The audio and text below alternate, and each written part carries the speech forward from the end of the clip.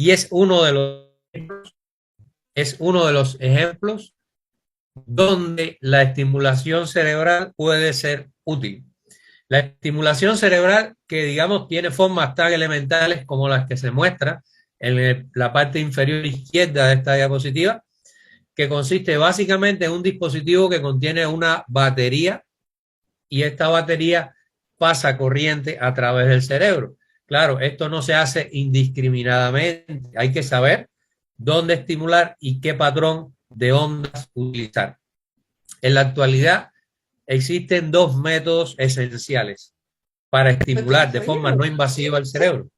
A la derecha están los métodos que utilizan corriente, con varias siglas que representan básicamente los cambios físicos de esos patrones de estimulación. Y a la izquierda, las siglas que representan diferentes patrones de estimulación magnética. Y bueno, esta fue una de las primeras experiencias que tuvimos acá en La Habana, tratando niños con déficit de atención e hiperactividad que no respondían bien a la medicación. Los cerebritos, el área que no es azul, el área que es amarilla y con un color, digamos, rojizo, es el área que se va estimulando, que se va activando con cada uno de los métodos que vemos. Esto ha sido calculado a partir de estudios de imágenes en seres vivos y también mediante modelación matemática. En ninguno de estos primeros grupos de los que les he mencionado se requiere cirugía, ni es necesario operar al paciente, ni sedarlo, ni siquiera que tenga una preparación especial. Si pueden cerrar el micrófono, por favor, donde está abierto, para aplicar el método.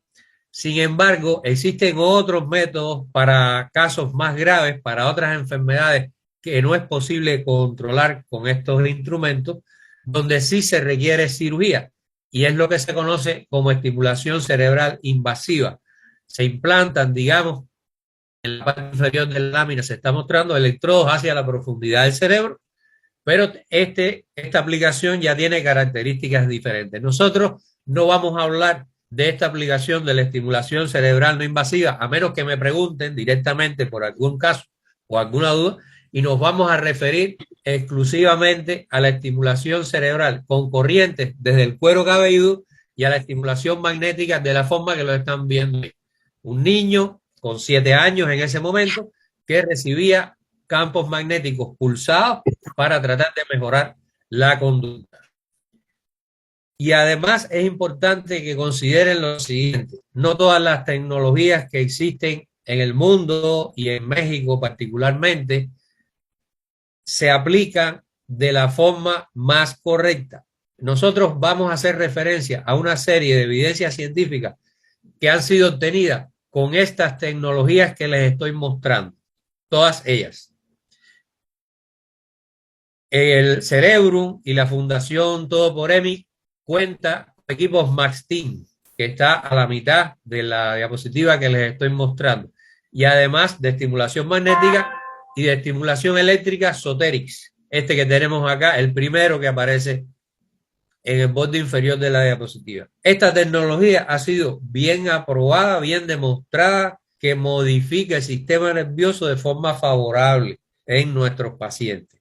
Pero existe otra tecnología, que es la que voy a mostrar en la diapositiva siguiente, que yo no digo que no sea útil, que no provoque cambios favorables, pero todavía no cuenta con suficientes evidencias científicas. Cuando hablamos de estimulación magnética transcraneal, estamos haciendo referencia a todos estos equipos que aparecen en la línea superior, donde dice TMS. Todos ellos cuentan con suficientes evidencias científicas y han sido aprobados por los comités éticos y médicos de todos los niveles, tanto en América como en Europa. Lo mismo pasa con el uso de la corriente para estimular sobre el cuero cabelludo. Todos estos equipos que aparecen reflejados acá se ha demostrado que sí inducen cambios. Esta tecnología, les comentaba, no necesariamente actúa mediante los mismos mecanismos a los que vamos a hacer referencia en esta presentación, ¿de acuerdo? Insisto, no significa esto que no sea efectiva, que no sea útil, pero las evidencias científicas están establecidas sobre la base del uso de otra tecnología que es muy diferente a esta que estamos mostrando acá, que no cuenta con el mismo aval.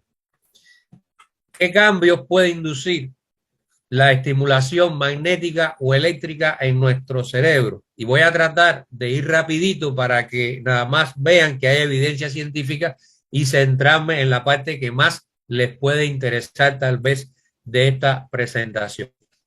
Mire, toda conducta, hasta el acto de caminar, de sentarse, de hablar, de atender, de estudiar, toda conducta en el ser humano tiene una base eléctrica. Es decir, hay un patrón de ondas cerebrales que se produce cuando caminamos, cuando realizamos un movimiento, cuando pensamos, cuando estamos hablando, y que parte de ese patrón eléctrico forma, digamos que constituye la preparación para realizar cualquiera de estas conductas. De manera que desde el punto de vista teórico, si contamos con alguna herramienta que permite modificar ese patrón eléctrico, ustedes pueden imaginarse que en las personas que no caminan bien por determinado grado de discapacidad y la estimulación acerca ese patrón de corriente al patrón normal que ya está estudiado y es conocido, es posible mejorar la marcha. Lo mismo sucede con el lenguaje, lo mismo sucede con las relaciones sociales, lo mismo sucede con la cognición, con la capacidad de aprender. Y en eso se basa el uso de diferentes patrones de corriente.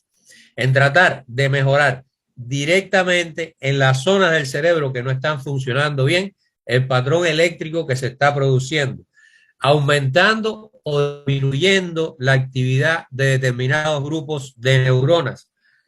Y esto permite, en muchos casos, controlar síntomas como el dolor, la depresión, por ejemplo, más allá de la función motora, que con medicamentos no se logra mejorar. Ese es el aporte fundamental de los métodos de estimulación cerebral.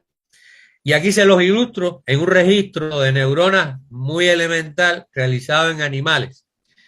Estas punticas, estas espigas que ven en el trazo A son descargas espontáneas de neuronas de la corteza de una rata. Cuando estimulamos con determinado patrón, con el cátodo puntualmente sobre esas mismas neuronas, prácticamente se silencian, disminuyen mucho la frecuencia de descarga espontánea. Todo lo contrario ocurre cuando utilizamos el ánodo, es decir, la polaridad inversa. Aumentan la frecuencia de descarga. Y esta cuestión tan elemental es la base esencial del uso de la estimulación transcraneal con corriente, por ejemplo. Pero en el humano, tanto en el niño como en el adulto, se ha demostrado mediante estudios de resonancia magnética funcional que el contenido de neurotransmisores en las áreas donde uno está estimulando cambia. ¿En qué medida? Pues cambian tanto los neurotransmisores que son excitatorios como los inhibitorios. Y el balance entre la excitación y la inhibición se puede modificar según el patrón de ondas y la colocación de los electrodos que estamos utilizando. De manera que en algunas condiciones predominará la inhibición y en otras condiciones predominará el incremento de actividad, o sea, la excitación de esos grupos neuronales. Hay determinadas sustancias ya a nivel molecular, o sea, más allá del cambio eléctrico, que se ha demostrado que también se modifican. Y todo lo que ustedes lean por ahí como NGF o GF son factores de crecimiento nervioso. En el caso de este primero, BDNF, que es el Brain Derived Neurotrophic Factor, es el factor neurotrófico derivado del cerebro. Es un factor esencial para el buen desarrollo de las neuronas. Pero en algunas enfermedades se ha demostrado que su expresión puede ser excesiva y entonces tiene un efecto deleterio, digamos, en las primeras etapas de la vida, como es el caso de los pacientes o de los niños con autismo. En otras circunstancias es favorable contar con aumento de la producción de estos factores tróficos cuando intentamos recuperarnos de determinada lesión cerebral. Y esta es una investigación en niños autistas puntualmente, donde hemos demostrado que la estimulación cerebral tiende a disminuir la expresión de ese factor neurotrófico derivado del cerebro. Es un trabajo de más de un año de duración que ya fue publicado en una revista de impacto. O sea, estamos trabajando en todo momento con base científica en cuanto a las aplicaciones que les estamos proponiendo a nuestros pacientes. Otros autores han demostrado, otros investigadores han demostrado que no solo se van a modificar las funciones en el sitio donde estamos estimulando, sino, digamos, en otras estructuras, y es lo que representan las imágenes de la derecha. Si estimulamos sobre la corteza cerebral, la influencia de ese campo puede llegar a través de varias sinapsis, de vías interconectadas que existen, hasta estructuras bien profundas del cerebro o en la parte anterior y superior del cuerpo calloso, que se conoce como giro singular anterior, que es muy importante en cuanto al control del contenido emocional. Es decir, el efecto no solo va a ser local en el sitio donde estamos colocando el electrodo o cuidando la bobina, sino que en otros sitios distantes puede haber influencias beneficiosas, quiero decir. La primera aplicación de todas las que existen fue el tratamiento de la depresión. Esto fue en el año 2008, pero mucho tiempo antes ya se utilizaba. Y les estoy mostrando una de las láminas de esta investigación que fue finalmente aprobada por la FDA en Estados Unidos y que a partir de ella pues fue que se ha propuesto el uso de la estimulación magnética transcraneal para el tratamiento de la depresión resistente a fármacos en adultos, ¿ok? Pero no solo en adultos, ya existen también aplicaciones en niños y adolescentes para el tratamiento de la depresión con buenos resultados. Claro, llegamos aquí cuando los medicamentos antidepresivos y la psicoterapia y las demás terapias de apoyo que pueden recibir estos pacientes no son suficientes, ¿de acuerdo? Si con un solo medicamento, con un esquema muy básico, mejora el estado de ánimo, pues muchas veces no hay que recurrir a la estimulación cerebral no invasiva.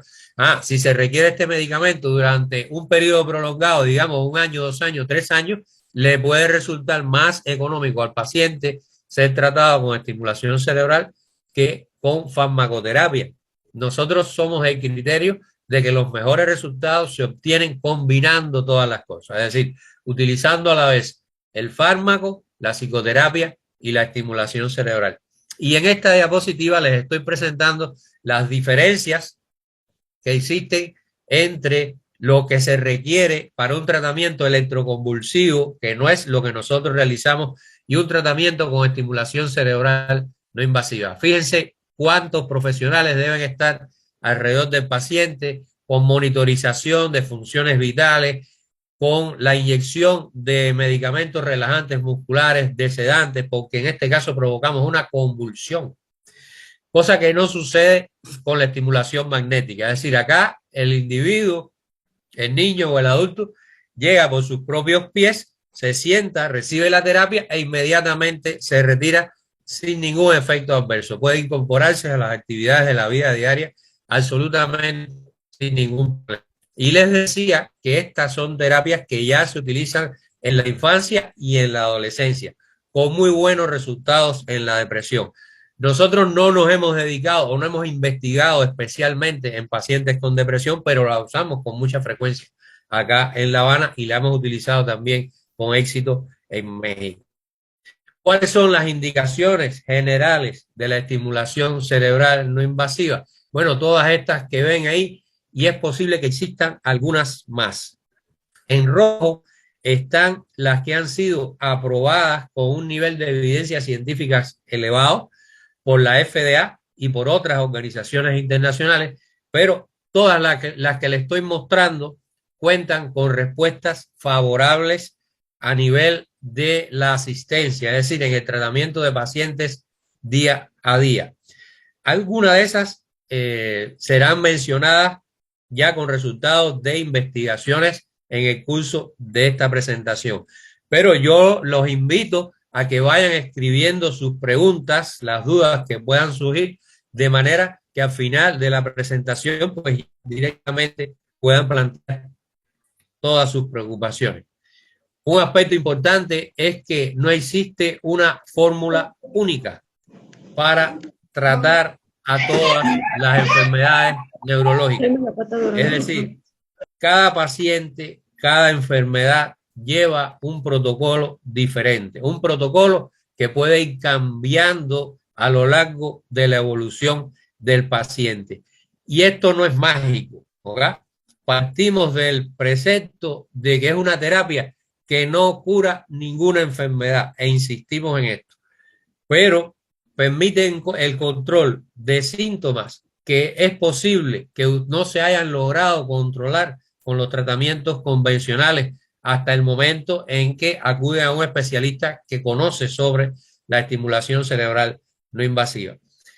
Y en nuestra escuela, o sea, nuestra idea es que los mejores resultados, como les dije anteriormente, no se obtienen excluyendo tratamientos, sino se obtienen sumando tratamientos.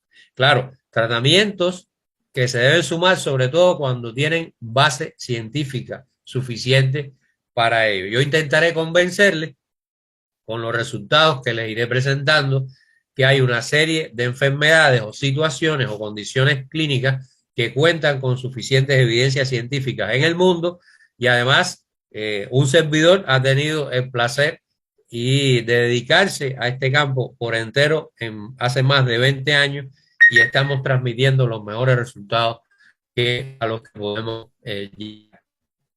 Fíjense, el tema de los niños sí ha sido complicado, que entre los años 90 y hasta los años 2013, 14 aproximadamente, tratar un niño con alguno de estos métodos de estimulación cerebral era prácticamente excepcional. Solo estaba autorizado, permitido y se veía bien en el ámbito científico y médico cuando la situación era excepcional. ¿Por qué? ¿Por qué? No por el temor o por la evidencia de efectos adversos que puedan disminuir la calidad de vida o empeorar la enfermedad de nuestros pacientes, sino más bien por la falta de evidencia. Es decir, no había evidencia de que hiciera daño en niños, tampoco había evidencia de que favorecieran suficientemente la evolución como para proponerlo como alternativa de tratamiento.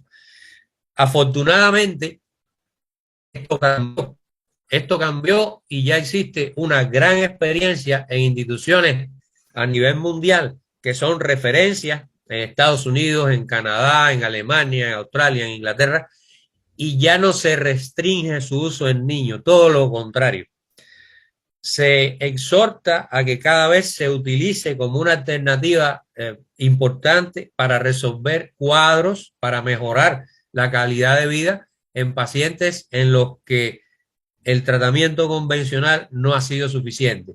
Y este es un trabajo de una institución canadiense que ha aplicado más de 3.5 millones de estimulaciones en niños y adolescentes sin efectos adversos importantes. Los efectos adversos de los cuales vamos a ver en algún momento y aparecían recogidos acá en esta tabla de los años 98, esto no ha cambiado. Realmente los principales efectos adversos son la molestia local, que se puede expresar de diversas formas por la contractura ligera de los músculos de la calota craneal o cierta ardentía en el sitio donde colocamos los pads, los electrodos para la estimulación eléctrica.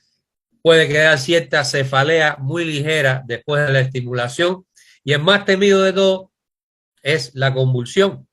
¿Por qué? En teoría, porque estamos induciendo corrientes en el cerebro. Y yo les mostré anteriormente una descarga epiléptica que puede generar una crisis clínica. ¿Qué sucede?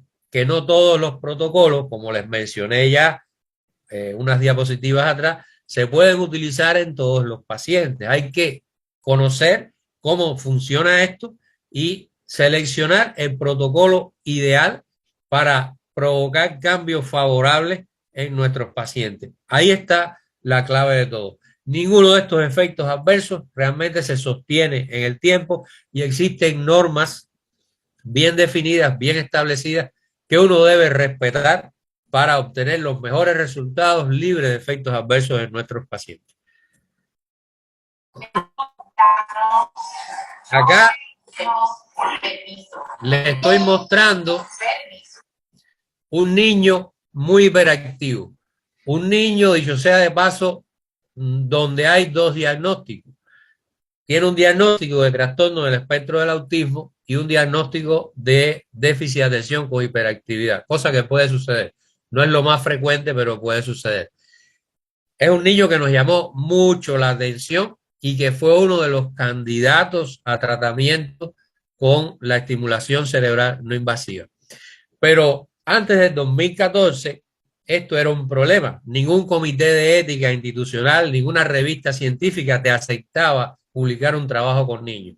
Nosotros tuvimos el privilegio de ser de los primeros a nivel mundial, conjuntamente con un grupo de colaboradores en La Habana, de publicar resultados favorables de tratamiento de niños con déficit de atención e hiperactividad en el año 2014. Un trabajo que inscribimos tan temprano como en el 2010 y nos llevó, a pesar de un grupo muy pequeño de niños que comenzamos a estudiar, con el objetivo únicamente de demostrar que la estimulación magnética transcraneal era segura, tolerable y se podía utilizar en población pediátrica. Bueno, pues este ensayo clínico se inscribió bajo la supervisión de la FDA en la página web de ensayos clínicos del Instituto Nacional de la Salud de los Estados Unidos y afortunadamente terminó a buen término. Aquí el tratamiento duró solo una semana. Para nuestra sorpresa, además de ser muy bien tolerado por todos los niños, los padres y los maestros nos decían con las escalas que evaluamos posteriormente que los niños estaban mucho mejor, que tenían una conducta mucho mejor a cómo estaban antes de iniciar con la estimulación. Y esto nos motivó pues a ir un poquito más lejos y enfrentarnos a enfermedades más complejas todavía, como es el caso del trastorno del espectro del autismo, donde muchos colegas nos decían, pero eso que quieres hacer no es posible. Bueno, claro, en ese año, estamos hablando de 2014, 15, 16, en esos años nadie hablaba de la posibilidad de estimular el cerebro de niños autistas y lograr estimular el cerebro con estas características, con esta tecnología y lograr cambios favorables en ello. Primero, es muy difícil lograr la colaboración, pero este trabajo en sus inicios nos sorprendió. Nosotros tuvimos la oportunidad de estudiar los trabajos del investigador de origen colombiano asentado en la Universidad de Louisville en Estados Unidos, Manuel Casanova, quien describió en el año 2014, 2015 fue, que el cerebro de los autistas tenía una particularidad. Las neuronas tendían a ser más pequeñas y estaban más pegadas en las capas de la corteza cerebral que en población no autista. Y este espacio entre las neuronas es clave para filtrar la información sensorial.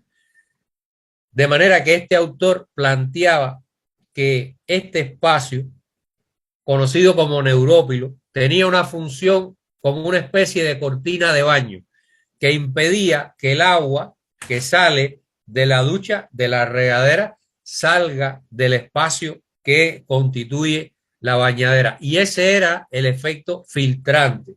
Cuando se perdía ese efecto de cortina de baño, pues el individuo no era capaz de filtrar bien la información y en un contexto determinado, pues los estímulos del ambiente relevantes a lo que hay que prestarle atención no recibían una respuesta adecuada. Y esta es la teoría que nosotros tomamos y partiendo de la misma propuesta del investigador, conociendo que existía la estimulación cerebral no invasiva, puntualmente la estimulación magnética transcraneal, y que con determinados patrones de estimulación se podía mejorar la inhibición, se podría mejorar el funcionamiento de esos espacios entre las neuronas, se podía también mejorar el mecanismo de filtraje sensorial. A este tema de filtraje sensorial están relacionadas muchas alteraciones que se ven en los pacientes autistas. E inmediatamente nos dio la tarea de ver un ensayo clínico de un pequeño grupo inicial que se publicó, en realidad estuvo listo en el 2017, pero se publicó en el 2018 en la Revista Mexicana de Neurociencia, donde se demostró que tanto la estimulación magnética como la eléctrica modificaban de forma favorable las escalas clínicas que se utilizaban como evaluadores para medir los cambios ante el tratamiento. Y además de eso, la figura con las cabecitas que les muestro abajo representan la conectividad entre diferentes áreas cerebrales. Pues se demostró que la estimulación modificaba la conectividad, los patrones de conectividad que existían en estos pacientes. Posteriormente continuamos avanzando y bueno, esta diapositiva muestra cómo se realiza un tratamiento en un adolescente con trastorno del espectro del autismo que colabora, en este caso magnético a la izquierda, y una niña que no colabora tanto. En este caso puntualmente los padres fueron los que le colocaron el estimulador bajo nuestra asesoría y observen que ellos pues no presentan dolor, no se quejan de nada, la niña está jugando, es un procedimiento realmente en ambos casos muy noble. En el caso de la estimulación magnética se requiere un poquito más de colaboración por parte del paciente.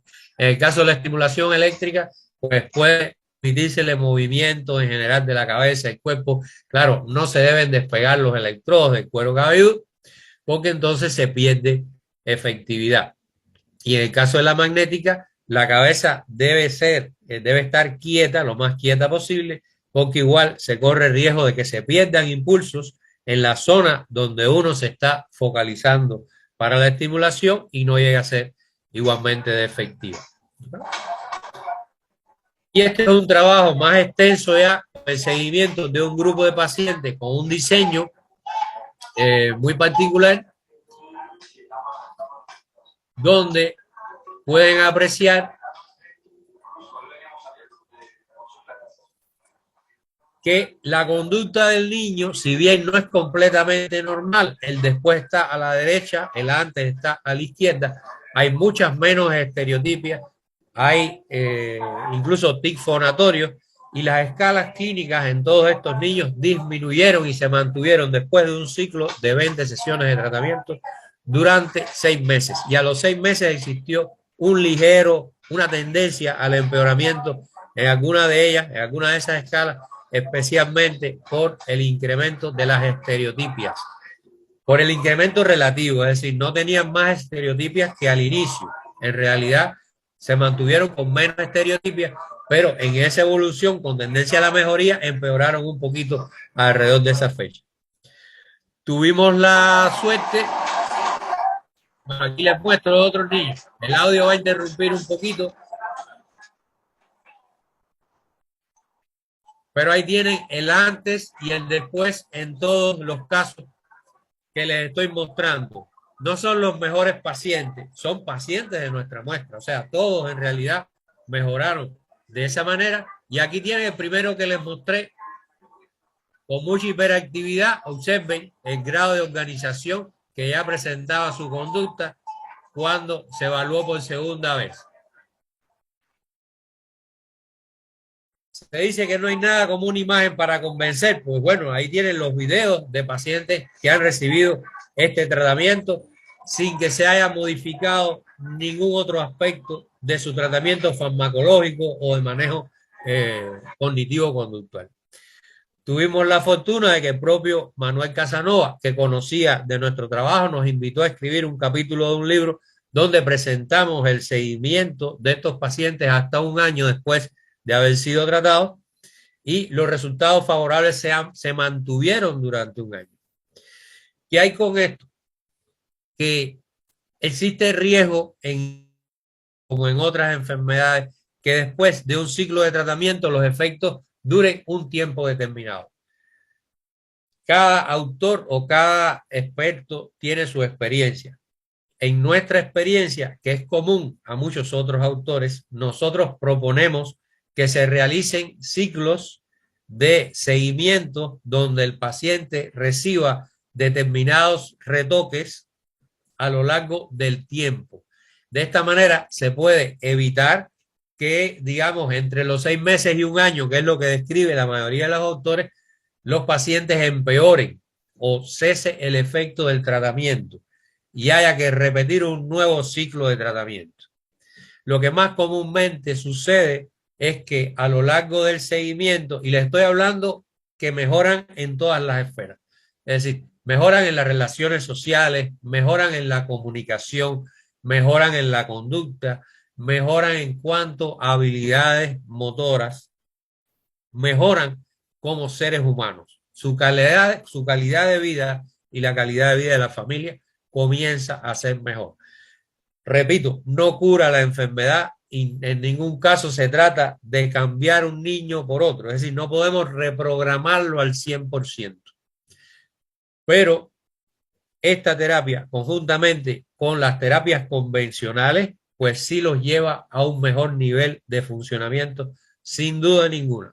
Todos se benefician de esta manera. Y una pregunta que surge con frecuencia. Bueno, existen los dos métodos, eléctrico y magnético. ¿Cuál es mejor para mi niño? Depende de muchos factores. Depende de que su niño lo tolere. Depende de que existan evidencias científicas suficientes para usar de preferencia uno u otro. Y hay que guiarse por todo eso. Por ejemplo, es una investigación que es nuestra, que está en vías de publicarse, donde se ha comparado los cambios que tienen lugar en niños autistas con estimulación con corriente y con estimulación magnética. Y las diferencias prácticamente son inexistentes. Si evaluamos los cambios en conectividad del cerebro, podemos ver que la estimulación magnética, si comparan el antes y el después, la estimulación magnética en realidad induce más cambios en las conexiones del cerebro. De manera que extendimos un poquito esta investigación para tratar de demostrar que en efecto la estimulación magnética era superior a la eléctrica para el tratamiento de niños con trastorno del espectro del autismo. Y constantemente pues teníamos la afluencia de pacientes que nos envían nuestros colegas de todo el país, incluso en México, pidiendo estimulación magnética. Y nosotros le decíamos, pero es que en ese caso puntualmente es más conveniente la eléctrica. Pero la magnética es más conocida o ha sido más conocida a lo largo de todos los años. Bueno, pues investigando para ver de qué manera encontramos argumentos convincentes en cuanto a la efectividad o a la superioridad de un método sobre otro, llegamos al análisis de algo que se denomina tamaño del efecto. Y observen acá nada más estoy mostrando una escala, que es la escala para el control del tratamiento en el autismo, donde más hacia la izquierda están los resultados de los pacientes donde se utilizó TDCS, que es una modalidad de estimulación eléctrica.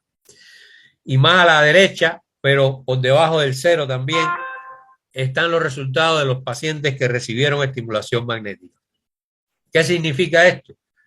Que los síntomas disminuyeron mucho más en los pacientes que recibieron estimulación eléctrica.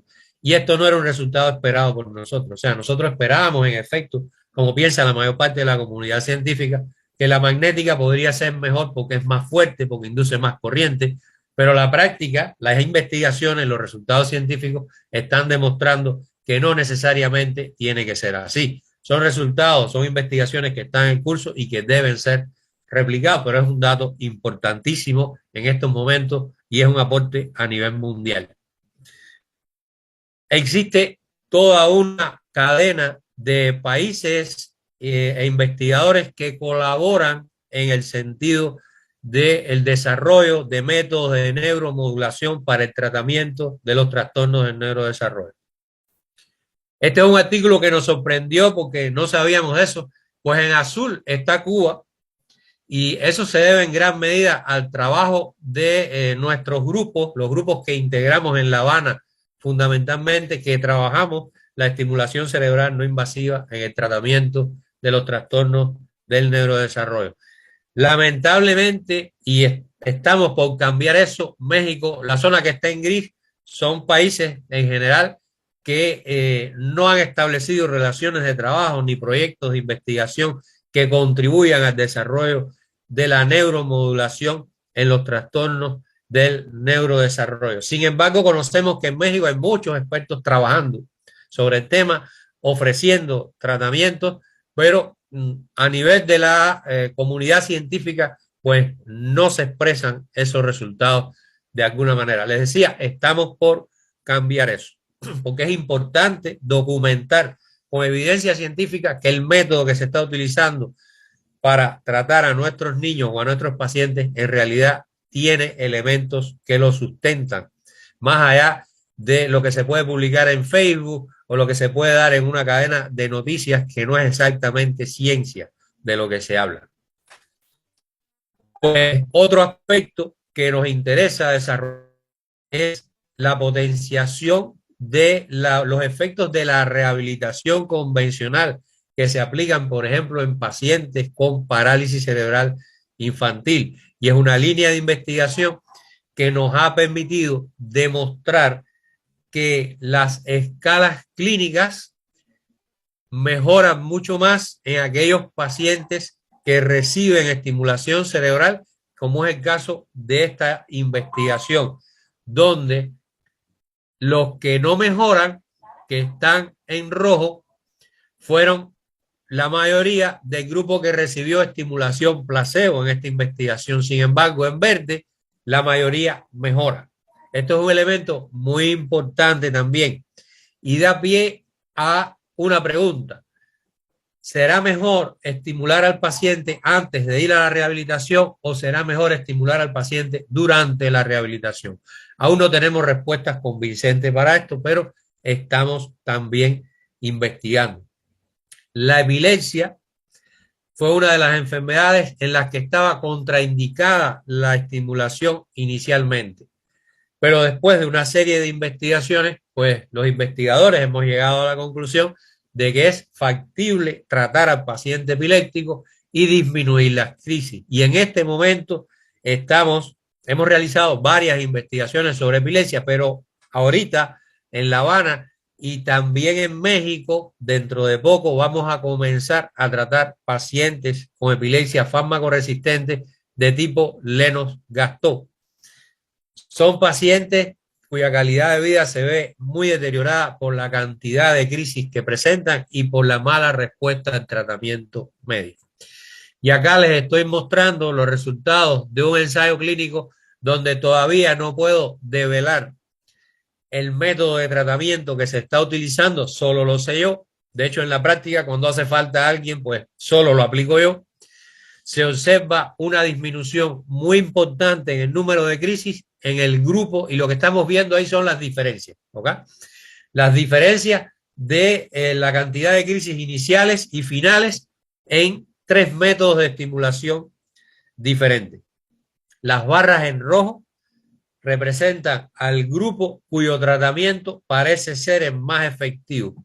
Y esta va a ser otra novedad que en breve será publicada en la literatura. Y a la derecha tienen un electroencefalograma representativo, la parte de arriba, cómo estaba el electroencefalograma de ese niño, de un niño que participó en esta experiencia antes de la estimulación, cómo estaba después de la estimulación. Créanme que eléctricamente expresa mucha mejoría. Bueno, no solo estamos intentando aplicar la estimulación cerebral en pacientes o personas con cierto grado de discapacidad.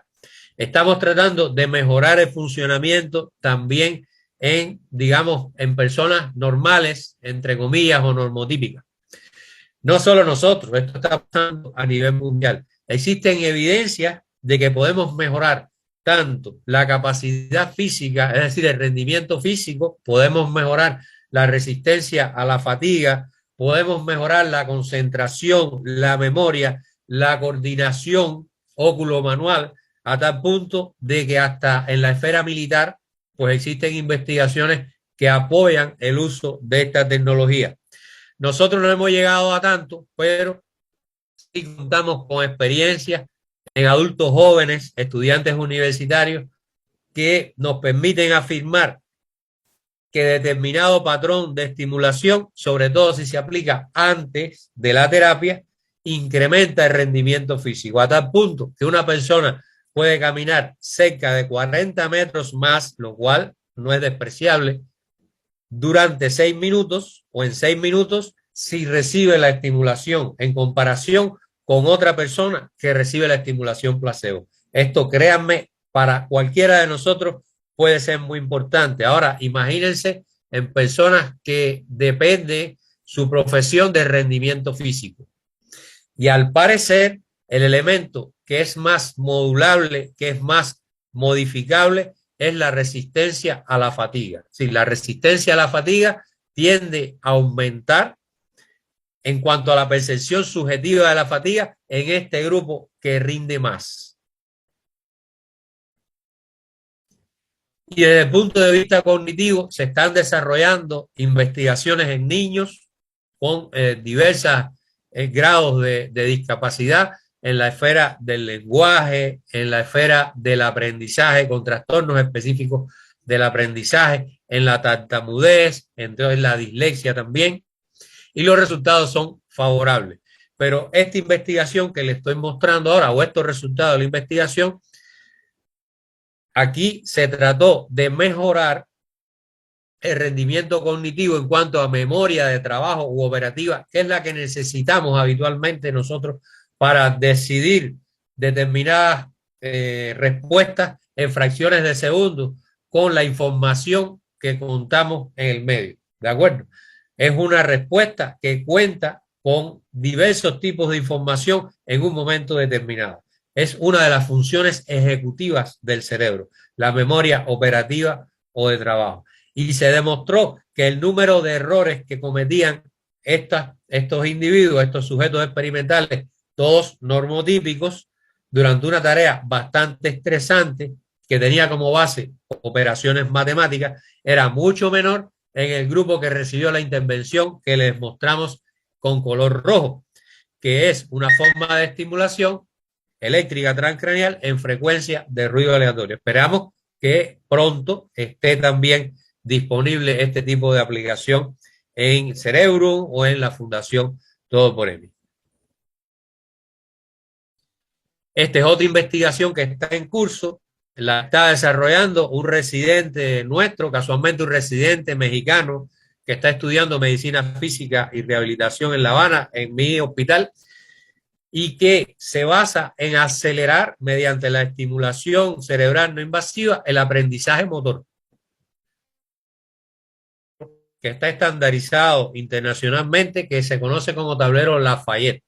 Pues en este tablero la persona va a realizar determinadas operaciones, las cuales aprende por primera vez, y descartando mediante diseño experimental el efecto del aprendizaje con la repetición, hemos logrado demostrar de la misma manera que existe una intervención puntual que mejora, que potencia estos resultados del aprendizaje motor. Fíjense cuántas aplicaciones se pueden derivar de este tipo de estimulación, y no solo en pacientes, pero por supuesto estos elementos que estamos obteniendo en sujetos sanos son extrapolables al campo del tratamiento en nuestros pacientes para mejorar diversas esferas. Vemos las indicaciones. Bueno, en rojo les decía que están resaltadas aquellas que cuentan con más base científica. Ahora, yo como papá, si tengo un hijo con determinados grados de discapacidad en una esfera determinada, ¿qué hago? Si viene alguien y me propone este tipo de tratamiento. Bueno, por supuesto, busco en internet la literatura que esté a mi alcance y me voy a encontrar con el dilema de que el tratamiento con estimulación cerebral no invasivo está aprobado o cuenta con más evidencia para estas enfermedades. Entonces no le presto atención. Ok. Esa puede ser una actitud que puede ser correcta también. Es decir, yo puedo esperar a que la ciencia cuente con suficientes evidencias para apelar o aplicar por una alternativa de tratamiento de este tipo. Pero es que al margen de lo más aceptado, existen experiencias con base científica que se publican todos los días, donde se describen tratamientos eficaces en prácticamente todas estas enfermedades que les estoy relacionando. Así que lo más inteligente es ir a buscar un poco más de información, porque ahí se encontrarán, por ejemplo, que las enfermedades que aparecían en rojo son las enfermedades en las que se ha aprobado este tratamiento solo por la FDA. Pero existen otras organizaciones europeas, en Canadá, en Australia, en Alemania, en Inglaterra, que son equivalentes, que han aprobado otros tratamientos o tratamientos equivalentes para otras enfermedades. Porque hay una verdad de base en todo esto. La enfermedad no se detiene. El tiempo sigue pasando. Por ejemplo, la FDA aprobó la estimulación magnética para el tratamiento de la depresión 15 años después de que se publicaran y se presentaran en la comunidad científica las primeras evidencias sobre su eficacia para el tratamiento de los trastornos del estado de ánimo. Y eso es un problema. En esos 15 años, ¿saben cuántos pacientes perdieron la oportunidad de ser tratados con estimulación magnética? Incalculable, ¿no? Y por otro lado, hay etapas en la vida que son claves para dar un gran salto en capacidad funcional en nuestros niños. Si dejamos pasar ese momento que puede ser crítico, puede mejorar en etapas más tardías, pero la capacidad inherente del sistema nervioso, que se conoce como neuroplasticidad, también se sabe que va disminuyendo con la edad.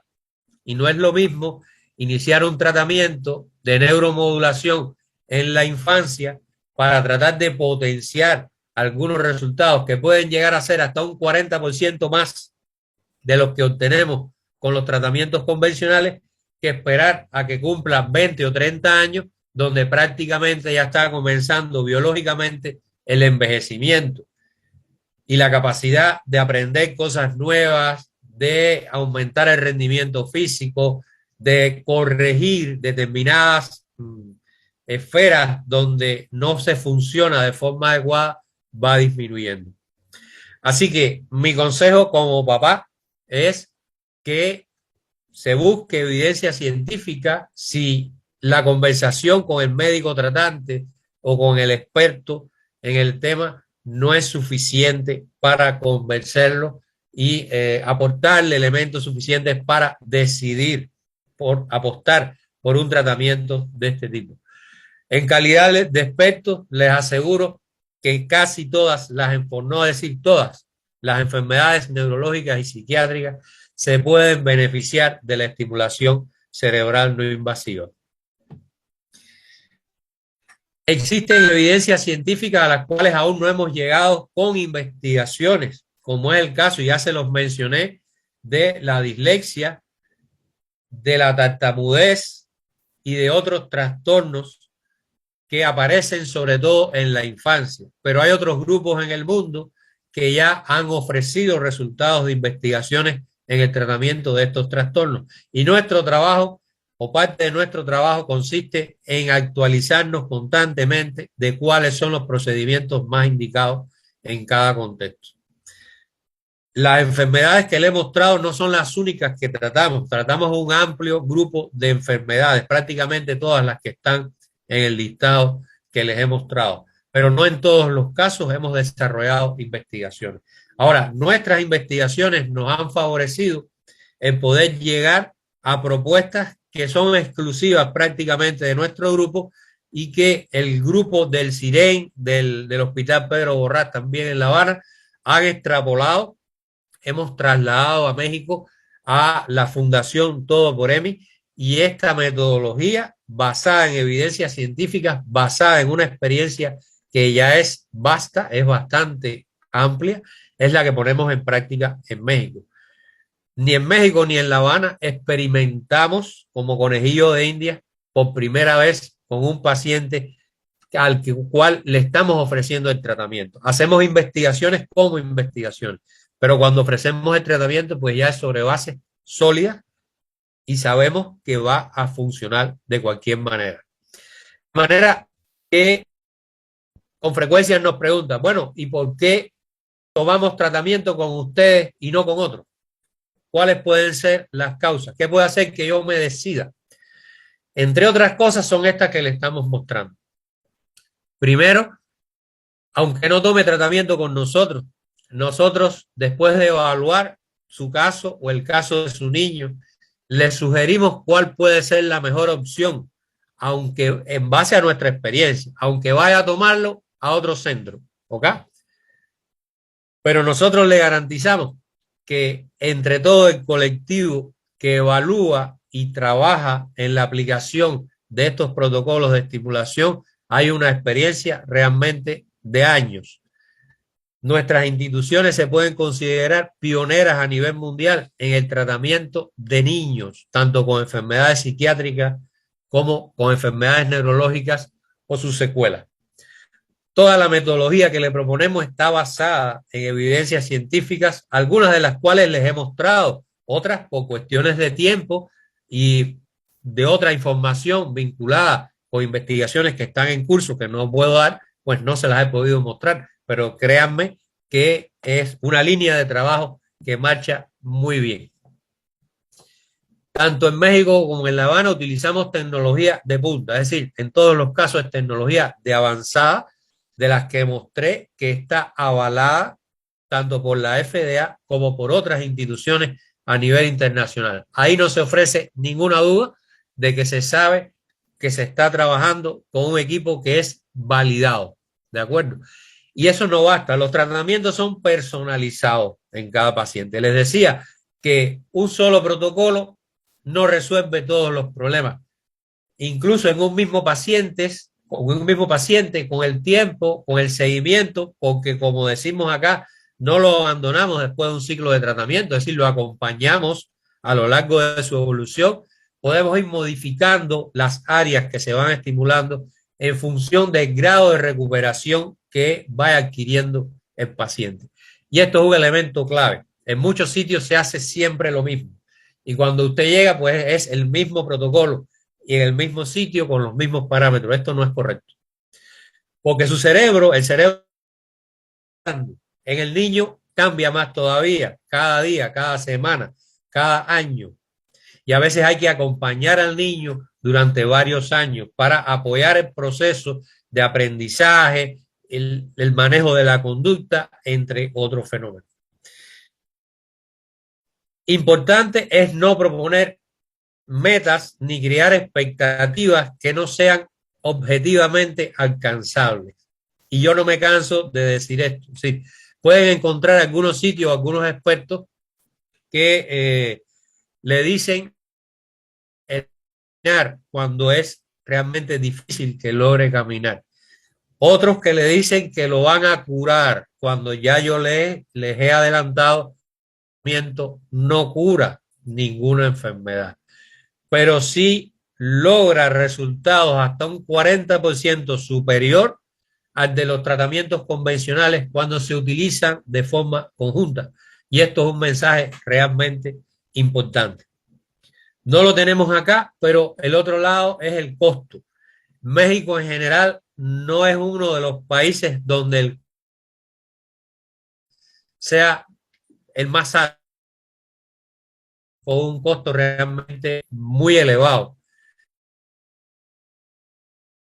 Por EMI se está trabajando para ofrecer precios asequibles a todos ustedes, aunque el costo es promedio con respecto, en este momento, con respecto a la generalidad de lo que se ofrece en México. Créanme que en la práctica se particulariza en cada caso y se aplican medidas especiales para lograr que la mayor parte de los pacientes que lo requieren reciban. A que mi niño se beneficiaría con la estimulación cerebral no invasiva, pues sí. Estoy seguro que muchos síntomas de los que puede tener su niño o niña, o tal vez usted, pueden mejorar con el tratamiento de estimulación cerebral no invasiva. Claro, cada caso es particular, cada caso hay que evaluarlo con el tiempo y en las dimensiones a tratar el protocolo ideal, que no provoque daños y sí provoque beneficios, siempre y cuando el tratamiento, otros tratamientos con física, logofoniatría o de otro tipo, se obtendrán los mejores resultados. ¿De acuerdo? Pero también se pueden beneficiar niños considerados como sanos o adultos considerados como sanos. Hay momentos en la vida en los que uno se encuentra menos concentrado, ¿verdad? Se le olvidan las cosas y puede ser parte del estrés que vivimos a diario. De aplicación puede ayudarlos o ayudarnos a todos a mejorar.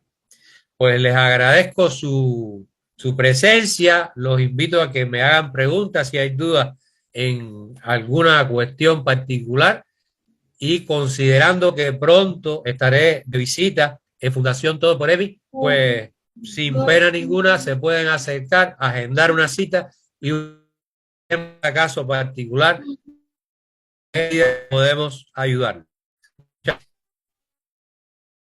Muchas gracias.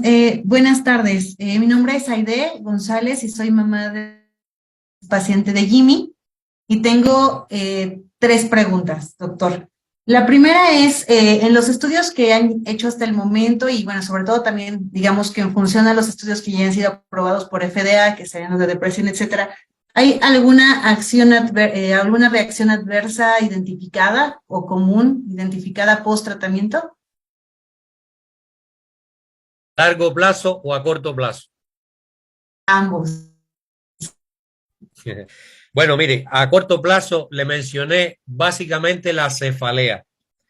Dependiendo del método, los electrodos para estimulación con corriente generan al inicio ardentía en la zona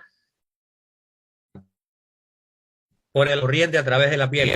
Si uno limpia bien la piel, se hidrata bien la piel y no hay ninguna sustancia que empeore la conductividad de la piel, esto no pasa. Hay personas, hay niños que ni siquiera perciben el paso de la corriente, cuando el paso de la corriente a través de la piel les ofrece poca resistencia. Es común que exista cierta soñolencia después de tomar una de estas terapias. Digamos, no es un nivel de somnolencia que impida que la persona se quede dormida realizando alguna actividad, pero puede siesta cuando no era su costumbre tomar siesta, se siente un poco más relajado. Con la estimulación magnética, lo más frecuente es la cefalea, una sensación de peso en el área que se está estimulando, que habitualmente no requiere medicación. En miles de pacientes que nosotros hemos tratado, en ningún caso se ha requerido de medicación cuando estamos ofreciendo tratamiento. En investigaciones han sucedido otras cosas, pero porque a veces uno sale de los valores seguros para probar determinados efectos de la estimulación, una investigación. Pero trabajando dentro de los valores considerados seguros, no hay efectos adversos a largo plazo, ni en los pacientes, ni en los operadores de los equipos. ¿Está bien? Perfecto, entonces estos serían como efectos inmediatos y por lo que entendí en la corriente es más una cefalea por el contacto eléctrico con la piel, ¿cierto? Que sería más como una Correcto, especie de toro quemazón, no tanto como dolor de cabeza. correcto, así es. Y doctor, mi siguiente pregunta es, usted mencionó que se realizaban protocolos personalizados. Me imagino que obviamente el margen de población que usted tiene para los estudios pues es diverso. ¿Se refiere personalizado por diagnóstico y por edad normalmente o incluso diagnóstico? ¿Cuál es la diferencia para la personalización del protocolo? Se personaliza por edad, por diagnóstico de discapacidad. Y estos, Partiendo ajá. Perdón, adelante, doctor. Sí, a ver, ¿usted es mamá de algún niño que tiene algún diagnóstico puntual? Sí, ahora está como retraso generalizado del desarrollo y también le iba a Ok. preguntar, la otra pregunta es porque él tiene 3 años, entonces ahorita tiene temas con lenguaje, en algún Ujú. movimiento le encontraron algunos movimientos estereotipados, pero ahorita Ok. la valoración, la última valoración con el neurólogo fue retraso generalizado del desarrollo. Estamos alrededor de 1 año y medio abajo de lo que debería él ya estar logrando. Ok, vamos a tomar como ejemplo el caso de su niño, del cual no tengo otra información. Con la información que me está dando, le puedo decir lo siguiente. Primero, el método más adecuado por el grado de colaboración que se puede lograr con un niño de 3 años es el eléctrico, para permitirle cierto grado de libertad. Segundo, hay que, a partir de los 3 años, ya se puede utilizar con parámetros que se sabe que son seguros. Es decir, en ninguna condición, trabajando en esos límites, se va a provocar un daño. ¿Ok? Segundo, hay pueden estar afectadas. Vamos a poner por delante una de las que más pesan, lenguaje y motricidad. De mutuo acuerdo con sus terapeutas y con el equipo que lo evalúe y con usted también, debemos decidir qué priorizamos o por dónde empezamos. Es decir, en esos casos donde existe un área o más de un área con discapacidad, hay que identificar cuál es la que más pesa en estos momentos para su adaptación social. Hace con sus similares la dificultad para caminar, las caídas, y en función de características, básicamente, pues seleccionaríamos estimulación de áreas motoras primarias o áreas del lenguaje como primera intención. ¿De acuerdo? Ahora, si el niño, además de eso, tiene asociado algún trastorno de conducta, digamos que no es muy obediente, hace rabietas con frecuencia, hace berrinches, y eso afecta en mayor medida la normalidad en el seno familiar o la interacción con otros similares, pues hay que priorizar el tratamiento de conducta. En eso se basa, así desde el punto de vista de la personalización. Perfecto. El protocolo en todos estos casos que les mencioné, o sea, si es para un trastorno de conducta que puede estar presente en su caso, para un retraso motor o para un retraso del lenguaje, el protocolo es completamente diferente. Por eso tenemos que avanzar primero en un área y cuando ya el avance sea importante, valorar si podemos empezar a trabajar otra área. Que por teoría de sistema función y todas las funciones mejoran, aunque no se haya concentrado en, digamos, si trabajó motor, no se haya concentrado en conducta y lenguaje, pues mejoró también la conducta y el lenguaje. Pero si se centra en estos aspectos, pues puede mejorar aún más conducta y lenguaje. Perfecto, doctor. Y justamente en este caso, por ejemplo, yo le puedo decir que en el tema motor, como definitivamente es importante, ahí va, pero sí, ahí es donde vemos esta diferencia, ¿no? Y la pregunta, doctor, me dice entonces que a partir de los años ella podrá iniciar el tratamiento. ¿Cuál es la frecuencia? Que pues obvio va que se asiste al tratamiento. Le decía que lo ideal es combinarlo con la terapia de interés. Sí. Si es físico, o sea, si es un aspecto, si vamos a estimular áreas motoras, pues sería terapia física, de forma ideal a la hora siguiente de haber recibido, en ese lapsus de tiempo, de haber recibido la estimulación. ¿De acuerdo? Los Perfecto. efectos se comienzan a ver después de la 10ª sesión, de forma más estable, independientemente de que todos respondemos o reaccionamos de forma diferente a los campos electromagnéticos. Eso significa que es posible que en una población de niños haya unos cuantos que con 2, 3 sesiones pues ya cambien de forma importante su conducta en cualquier esfera, sea en el lenguaje, en la obediencia o en la parte motriz. Eso puede pasar. Pero en la mayoría de los niños los cambios empiezan a establecerse después de la 10ª sesión.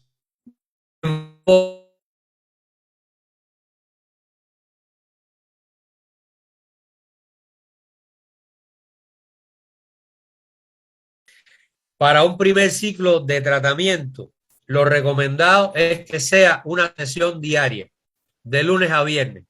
La única causa es que sea de lunes a viernes es que la mayor parte de los profesionales descansan sábado y domingo.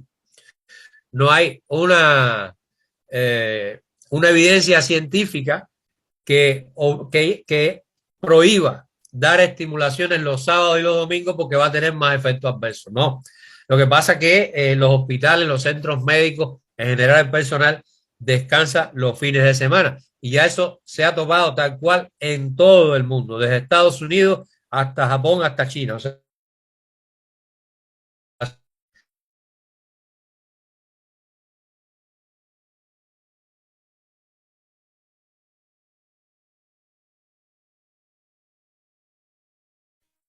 en los casos donde esto no es posible, hay alternativas. El mínimo de sesiones que yo al menos considero adecuado para un primer ciclo de tratamiento, y fíjese que le estoy hablando de un primer ciclo de tratamiento, serían 3 sesiones a la semana. Es en la grupos de neuronas que va estimulando para pero permanente. Lo cual significa que si bien es más importante después de las primeras sesiones el trabajar durante la hora siguiente con el niño en la esfera que nos interesa, en este caso el lenguaje, después de la 10ª o la 15 o a partir de la 20, da igual, usted puede ir en cualquier horario a la terapia del lenguaje. Lo óptimo va a seguir siendo la hora siguiente, pero va a ser efectiva en gran medida en cualquier momento de todos los meses que le siguen a la estimulación. ¿Está bien? Ahora, Excelente. terminó el ciclo de tratamiento y lo vamos siguiendo para que esa memoria, como un medicamento, digamos, vamos a suponer que usted no, vamos a suponer que yo sea diabético y tomo hipoglicemiante, empiezo con una dosis alta o al revés,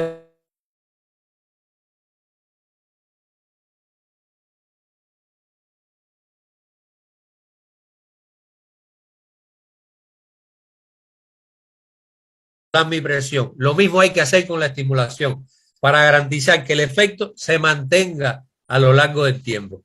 De otra manera, es posible, y el niño va madurando, porque además vamos ayudando a ese cerebrito a madurar. Va a llegar el momento, al año, a los 2 años, donde tal vez le digamos, mire, está bien, aquí, a partir de aquí, no pensamos que vayamos a mejorar mucho más con la estimulación. El entrenamiento del tipo que sea, logopédico o físico, mayormente se extiende mucho más. Pero hay que ir evaluando momento a momento, a lo largo de su evolución, en qué medida se va beneficiando y cuando existe un estancamiento de ese beneficio. Que ese es el momento de parar, al menos, y tomar vacaciones más prolongadas. ¿Okay? Excelente, doctor. Una última duda. ¿Cuál es la duración del ciclo? ¿Cuántas sesiones son un ciclo? 20 sesiones en un caso como el suyo. Muchísimas No hacen gracias. falta más, pero habitualmente, según la gravedad de la enfermedad, se pueden extender un ciclo entre 20 y 40 sesiones, lo cual no significa que si con 20 sesiones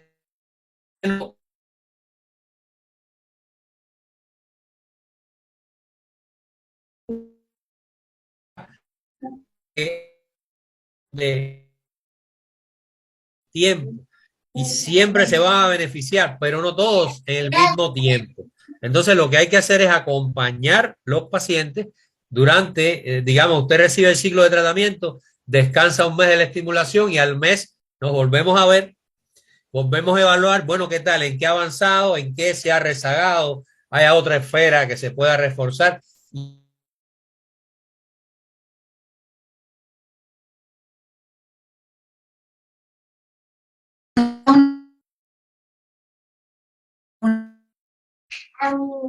¿Cuánto dura? Dura alrededor de eléctrica, bueno, depende del protocolo, pero en general las sesiones pueden durar entre 20 y 30 minutos.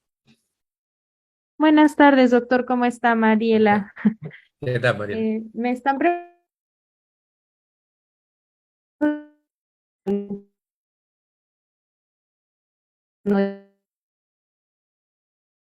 Sí, notificación. En algunos casos puntuales, solo para escoger bien el protocolo, necesitamos un electroencefalograma. Eso sí, lo que no puede tener el niño son elementos metálicos dentro de la cabeza. Cirugía y se puso, por ejemplo, algún clip o algún componente metálico, en ese caso sí está contraindicado. Muchas gracias, doctor. Aquí en el chat de Facebook nos preguntan que si podría crear alguna adicción o vicio para los deportistas de alto rendimiento. Es una pregunta muy interesante. Esto en otros términos, cuando se utiliza con la finalidad de aumentar el rendimiento deportivo, se conoce como electrodoping. Pero electrodoping porque, digamos, es una manera de doparse, de aumentar determinados fenómenos mediante un agente externo, pero en realidad no media ninguna sustancia que estemos consumiendo. Lo que está haciendo es cambiar el nivel de actividad en el cerebro.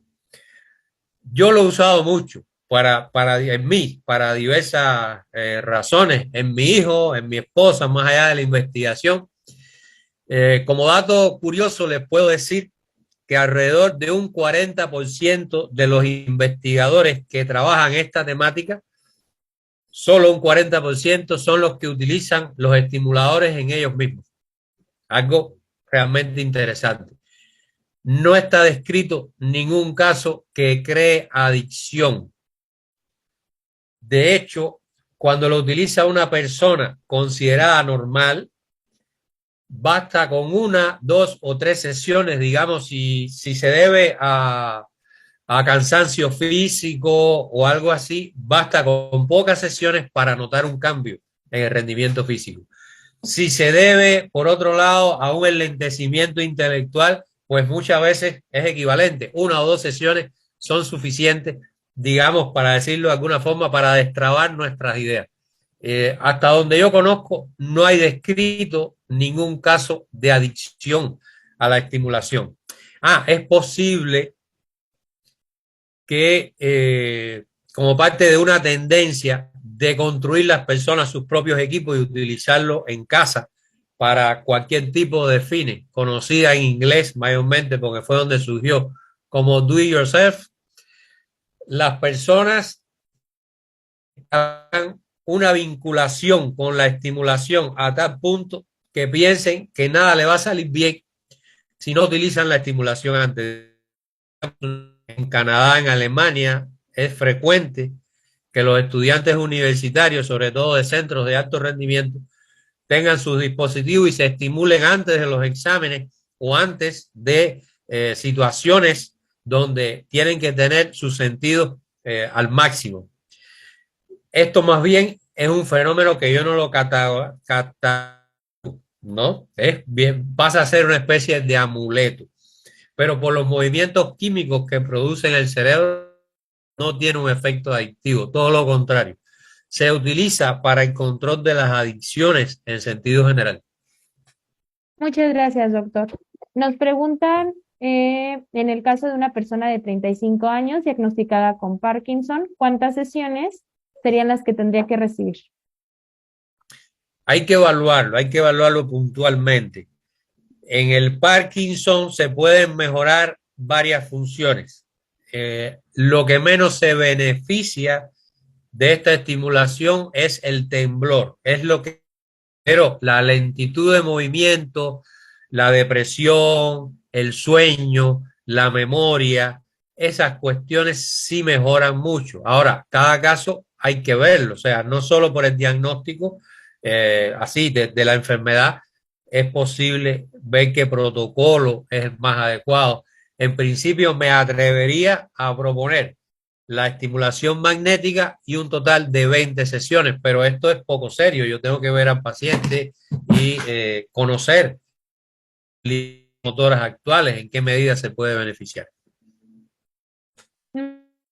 En el caso de que se pueda, solamente se estimula una área, no hablo del Parkinson, en general, por ejemplo, algún niño con autismo, problemas de lenguaje o todo esto, ¿solo se estimularía una área o se pueden estimular más áreas a la vez?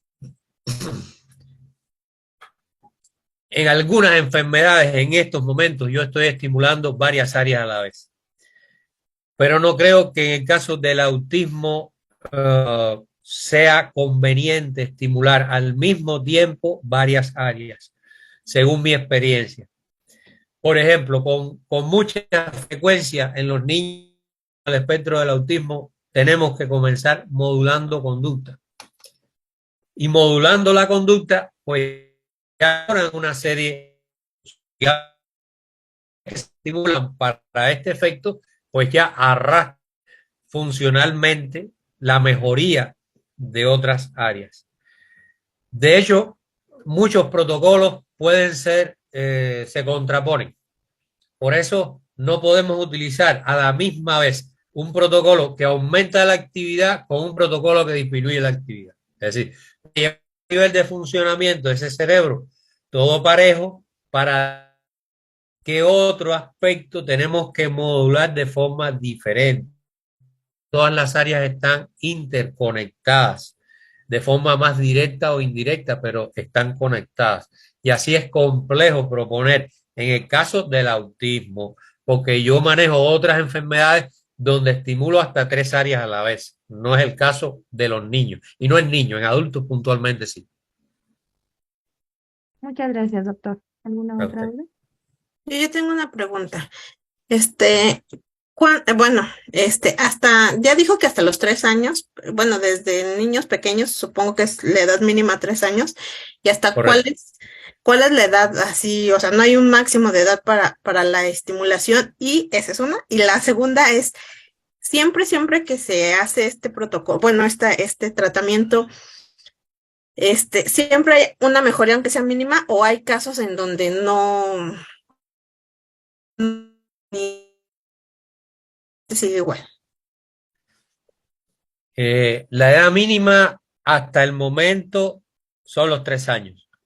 Y es básicamente por una cuestión de seguridad, porque no hay datos científicos de investigaciones que garanticen que la estimulación, de la misma forma que se puede utilizar en un niño de 3 o 5 años, sea beneficiosa y no provoque ningún efecto dañino en uno menor de 3 años. Es posible que dentro de unos años, pues ya se identifique la forma de estimular en niños menores de 3 años. El paciente más anciano que yo he estimulado tenía 87 años. Y depende mucho de lo que usted quiera lograr. A esa edad, digamos por encima de los 80 años, las expectativas de modificaciones de recuperación funcional no pueden ser tan altas como en un adulto o en un adulto joven de 20 años o en un adulto en su plenitud como de 30 o 50 años. Entonces, cada caso hay que evaluarlo puntualmente, porque de otra manera es muy difícil. No recuerdo si había otra pregunta en lo que me dijo. Si todos mejoraban. Sí, todos mejoran. ¿Qué sucede? Algunas cuestiones puntualmente conspiran contra el efecto de la estimulación. y es parte de lo que se menciona como tratamiento personalizado. O sea, aquellas personas que toman 4, 5, 6 medicamentos, todos con efectos sobre el sistema nervioso central. Yo no digo que sea correcto o incorrecto, fíjense. Solo le estoy comentando esa situación, que es la que más conspira contra tener un resultado favorable en la estimulación. Cuando se utilizan muchos medicamentos con acción neurológica o psiquiátrica, las neuronas son más difíciles de cambiarles el nivel de funcionamiento. Y en esos casos puntualmente tenemos que partir de pedirle al médico que le indica todos esos fármacos que revisen o eliminar alguno de esos fármacos, porque esto conspira contra la corriente, porque es muchos de esos fármacos lo que hacen los canales iónicos en las membranas de las neuronas, que son los que van a generar las corrientes sobre las que nosotros vamos a actuar. Entonces, como se dice vulgarmente, si el individuo está muy dopado, la estimulación prácticamente no va a llegar ni al 20% de lo que pudiera llegar en cuanto a efecto. Existen unas encuestas que nosotros le pedimos a los pacientes solicitantes que llenen, que recogen muchos de estos datos. El fármaco que toma, los diagnósticos, los síntomas predominantes, según ustedes, o sea, según los padres, según el familiar, no tiene que ser llenado específicamente por un personal médico. Ahí se identifican también los riesgos potenciales de recibir la estimulación para poder identificar los riesgos y seleccionar el mejor protocolo posible en cada caso. Pero en esencia, todos se pueden beneficiar siempre que se utilice el protocolo adecuado en las condiciones adecuadas. Gracias. Bueno.